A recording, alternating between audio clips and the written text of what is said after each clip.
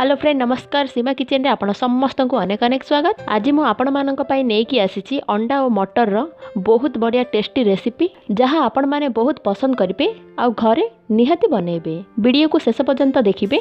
तो अंडा मटर रेसिपी पई देखंतु प्रथमे मु एठी फ्रेश मटर नेची 200 ग्राम। एबे शीत दिन चलीची मार्केट रे इजीली फ्रेश मटर मिल जिवो।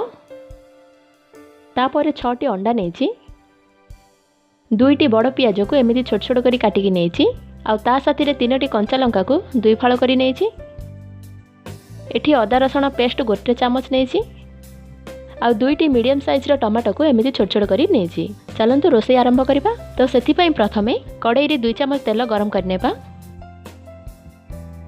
तेल गरम होला परे पियाज कंचा लंका को पकेई के भाजीबा। एठी पियाज को अधिक भाजीबेनी, टिके कलर चेंज होला पर्यंत भाजीबे।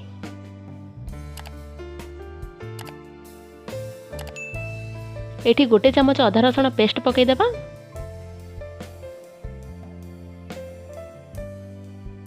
पियाज अदा रसुण एबे अल्प भाजी गलानी।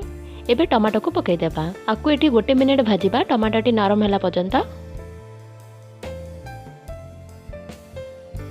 एबे एठी टमाटोटी हमर नरम हे गलानी। एबे लूण स्वाद अनुसार पकई देबा।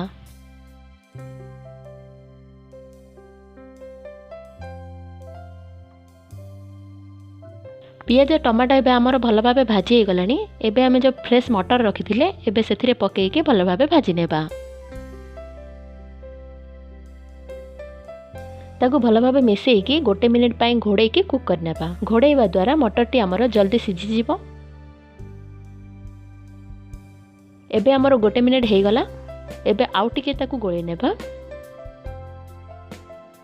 तो मटरटी एबे हमर भल भाबे भाजी हे गलानी। एबे सेथिरे आधा चामच हळदी गुंड पकई देबा। लंका गुंड आधा चामच पकई देबा।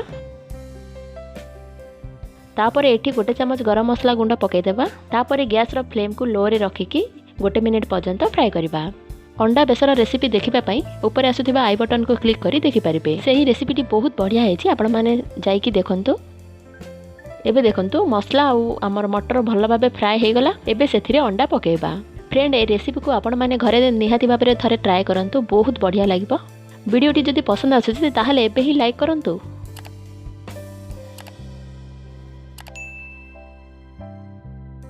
तो देखंतु फ्रेंड मु एठी सब अंडा को पकई देछि। आको बे से मसला सहित एबे सब मिसई नेबा।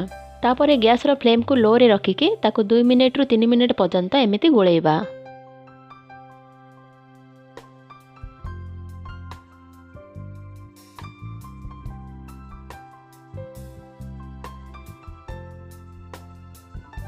तो एठी देखंतु धनिया पत्र किछि पकई कि ताको आउथरे मिसई नेबा।